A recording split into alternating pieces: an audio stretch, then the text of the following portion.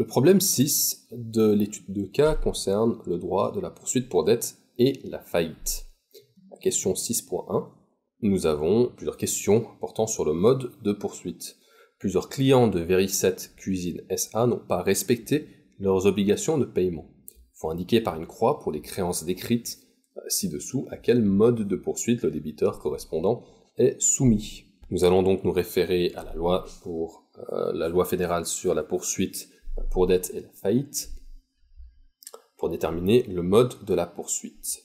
Mode de la poursuite qui est réglé au titre 2e au sous-chapitre 1 où nous avons un article 39 qui règle le champ d'application de la poursuite par voie de faillite et un article 42 qui nous dit que, sur le principe, dans tous les autres cas, la poursuite se continue par voie de saisie.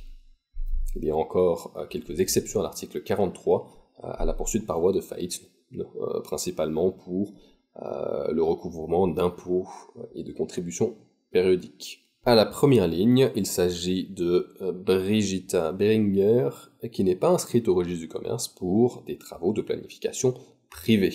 Si nous nous référons à la LP, nous voyons qu'elle ne tombe pas dans le champ d'application de la poursuite par voie de faillite, puisque d'une part il s'agit d'une activité privée, et d'autre part qu'il s'agit d'un débiteur qui n'est pas inscrit au registre du commerce, ce qui exclut l'article 39 de l'ALP. Dès lors, le principe général de la poursuite par voie de saisie s'applique. Nous avons donc ici une poursuite par voie de saisie. La croix doit se situer dès lors dans cette colonne. À la deuxième ligne, il s'agit de Gering Cuisine SARL pour des armoires de cuisine livrées destinées à être installées chez un client. Si nous nous référons à la loi, à la LP, nous voyons que les débiteurs qui sont inscrits au registre du commerce en qualité d'une société à responsabilité limitée, comme c'est le cas ici de Gering Cuisine SARL, sont sujettes à la poursuite par voie de faillite. Aucun cas d'exception de l'article 43 ne s'appliquant. La bonne réponse est ici la poursuite par voie de faillite. La croix se situe dès lors dans cette colonne. À la troisième ligne, il s'agit de Sepp Rogenmoser pour des travaux de planification effectués pour des maisons individuelles terminées entre-temps.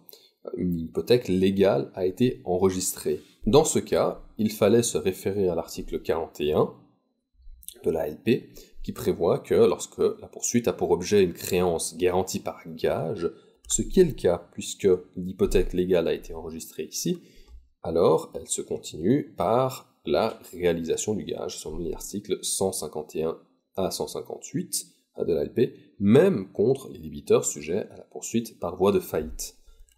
Dans ce cas-là,